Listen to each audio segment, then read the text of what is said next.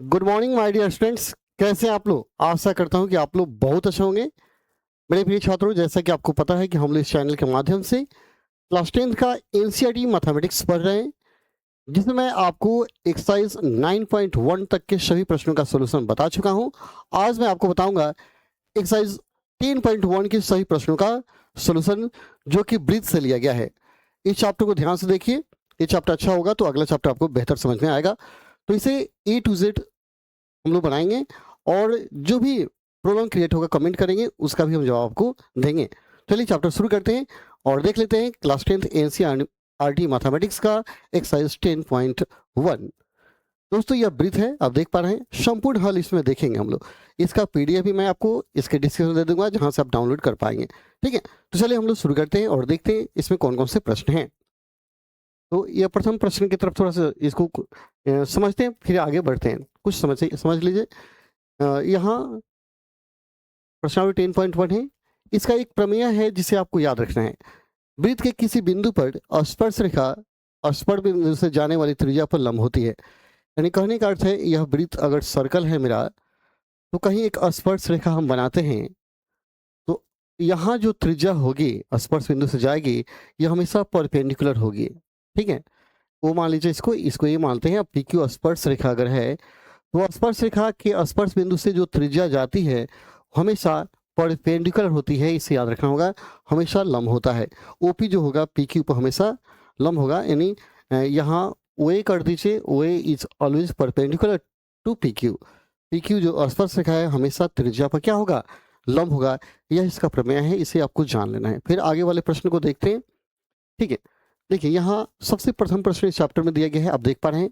कहता है एक वृत्त की कितनी स्पर्श रेखाएं हो सकती है। एक वृत्त पर हम कितना स्पर्श खींचेंगे? स्पर्श रेखा का मतलब क्या है?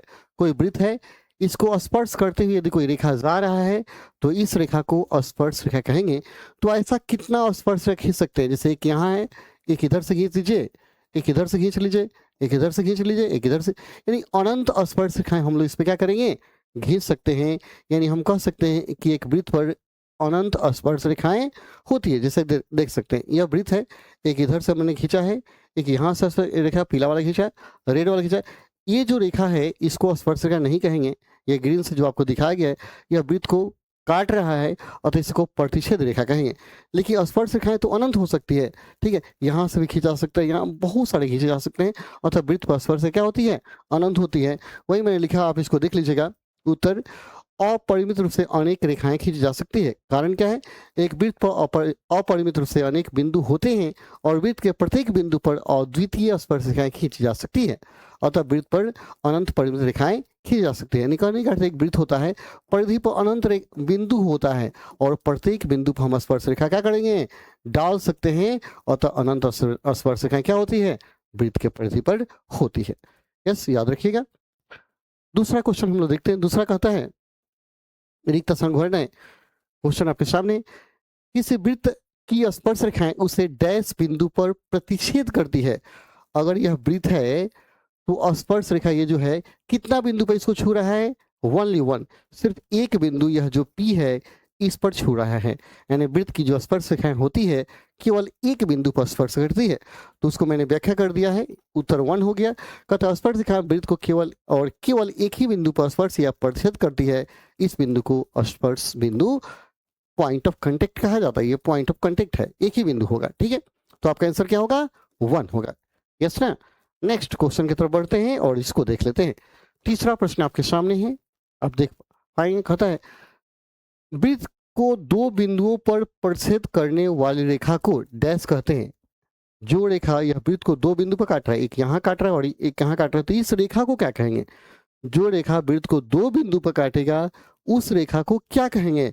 उस रेखा को प्रतिच्छेदी रेखा कहेंगे या छेदक रेखा। देखिए, इसको प्रतिच्छेदी रेखा या छेदक रेखा कहा जाता है। सेकंड बोलते हैं वह रेखा जो वृत्त को दो विभिन्न बिंदुओं पर काटती है, कोई आर पार निकल जाती है, उसे छेदक रेखा सेकंड लाइन कहा जाता है। उसको क्या बोलेंगे? छेदक रेखा कहेंगे। ठीक है, इसको अच्छा से देखिए और बढ़िया से बनाते जाइए। नेक्स्ट क्वेश्चन है, एक वृत्त की डैश समानांतर स्पर्श रेखाएं हो सकती है। एक वृत्त में कितना समानांतर रेखा हो सकता है? तो देखिए, ये जो स्पर्श रेखा है, तो कितना एक रेखा के समानांतर कितना स्पर्शक हम बना सकते हैं? तो इसके समानांतर सिर्फ एक ही स्पर्शक बना सकते हैं। दूसरा यदि बनाते हैं तो ये छेदक रेखा हो जाएगा, लेकिन समानांतर सिर्फ 2 ही रेखा होगा। तो एक वृत्त की कितनी समानांतर स्पर्शकाएं हो सकती है? तो सिर्फ और सिर्फ 2 समानांतर रेखाएं हो सकती है। 2, इस वृत्त के व्यास को दोनों सिरों पर खींची गई स्पर्शरेखाएं एक दूसरे के समानांतर होती है। ये जो व्यास है दोनों सिरों खींचे गए, अतः एक समय में अधिकतम 2 समानांतर स्पर्शरेखाएं हो सकती है। यानी एक समय में 2 समानांतर रेखाएं खींची जा सकती है। यानी ये जो व्यास है, व्यास के सिरा पर सिर्फ 2 ही खींच सकते हैं, अगला खींचेंगे तो समानांतर नहीं होगी। मान लीजिए आप सोचते हैं कि हम क्या करें, थोड़ा तिरछा खींच दें तो ये समानांतर रेखाएं नहीं होगी, तो 2 ही समानांतर स्पर्शरेखा होगी। ठीक है, तो आंसर क्या हो जाएगा? 2। यहां भर देंगे 2। यस ना? नेक्स्ट आइए, कहता है क्वेश्चन, वृत्त तथा उसकी स्पर्शरेखा के उभयनिष्ठ बिंदु को डैश कहते हैं। कहता है ये वृत्त हो गया और जहां स्पर्श कर रहा है स्पर्शरेखा, इस बिंदु क्या बोलेंगे? तो स्पर्श बिंदु बोलेंगे, touch point, point of contact. उसको क्या बोलेंगे? Point of contact. वह बिंदु जहां स्पर्श रेखा वृत्त को छूती है उसे वृत्त की स्पर्श रेखा या उभयनिष्ठ बिंदु, स्पर्श बिंदु कहा जाता है। यस, काफी आसान है, बेहतर तरीके से बनाते जाइए। नेक्स्ट देखिए, 5वां क्वेश्चन आपके सामने। 5 त्रिज्या वाले एक वृत्त के किसी बिंदु P पर स्पर्श रेखा PQ केंद्र O से जाने वाली एक रेखा से बिंदु Q पर इस प्रकार मिलती है कि OQ बराबर 12 cm, तो PQ की लंबाई क्या होगी? तो देखिए पहले इसको फिगर बना के अगर बनाते तो ज़्यादा बेहतर होगा। इससे ये वृत्त हो गया, है ना? एक स्पर्श रेखा हम बनाते हैं, ठीक है? तो 5 त्रिज्या की एक वृत्त के किसी बिंदु P पर स्पर्श रेखा PQ, यह P पर है स्पर्श रेखा PQ, यहाँ Q एक मान लीजिए, PQ हो गया। O से जाने वाली एक रेखा से बिंदु Q पर इस प्रकार मिलती है कि OQ बराबर 12, OQ बराबर 12, केंद्र O क्या है? केंद्र है, वो आपका केंद्र है। तो OQ बराबर होता है क्या? 12, 12 और दिया है 5 से त्रिज्या, इसको मिलाएंगे अगर हम तो त्रिज्या क्या कहता है? 5 cm कहता है, ठीक है? तो कहता है PQ, इसकी लंबाई। देखिए हम आपको बताए थे ये जो त्रिज्या है हमेशा स्पर्श से लंब होता है, यहाँ 90 डिग्री होगा। जब यहाँ 90 होगा तो यह कर्ण निकाल आएगा, ये क्या होगा? एगो लंब हो जाएगा, एगो कर्ण होगा। तो क्या निकालना है आपको? अर्थात PQ निकालना है। तो PQ बराबर, यानी आप देखेंगे क्या लिखा गया? OQ स्क्वायर बराबर OP square plus PQ square. देखिए OQ क्या होगा? कर्ण स्क्वायर इक्वल टू आधार स्क्वायर टू लंब स्क्वायर। देखिए OQ square equal to OP square plus PQ square, ठीक है? तो हमने इसका मान 12 रखा है, इसका मान 5 है। 12 square plus 5 square plus PQ square, PQ 144 plus 25, इसको हल करेंगे इतना आएगा। आप डायरेक्ट क्या करेंगे? PQ जब निकालना होगा तो ऐसे निकालेंगे। आप तो पहले क्लास स्ट्रेट है नहीं, आप बढ़िया से बना सकते हैं। PQ निकालना है तो एक कॉर्ड में से इसको घटा देंगे, तो 12 के स्क्वायर में से क्या हो जाएगा? 5 का स्क्वायर। तो 144 में से 5 घटा लेंगे, 25 घटा लेंगे, तो 144 माइनस 25 कितना आएगा? 119। यह होगा आपका आंसर, रूट 119, जो कि क्या है? डी में दिया गया है। तो आप खुद से हल कर लीजिए। ये थोड़ा सा मैंने लॉन्ग टाइप बना दिया था, लेकिन आप उसको शॉर्ट टाइप में मारिए और इस तरह बना लीजिए। यस ना? ओके, कहीं दिक्कत? कहीं दिक्कत हो कमेंट करेंगे, ठीक है? अगला दिया है, एक वृत्त खींचिए और एक ही दी गई रेखा के समानांतर 2 ऐसी रेखाएं खींचिए कि उनमें से एक स्पर्श रेखा तथा दूसरी छेदक रेखा हो।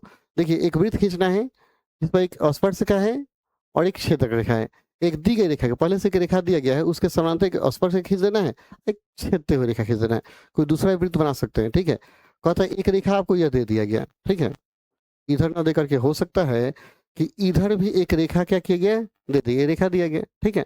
इसके समानांतर एक स्पर्श रेखा खींच देना है और एक छेदक रेखा बना देना है। सिंपल हो गया।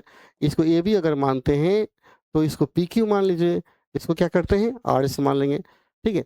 तो यही आपको क्या करना है? बनाना है। तो ऐसे बहुत सारा आप बना सकते हैं, तो कोई एक बनाइए, बहुत ज़्यादा बनाने की जरूरत नहीं, जो कि आपके सामने मैंने बना दिया है।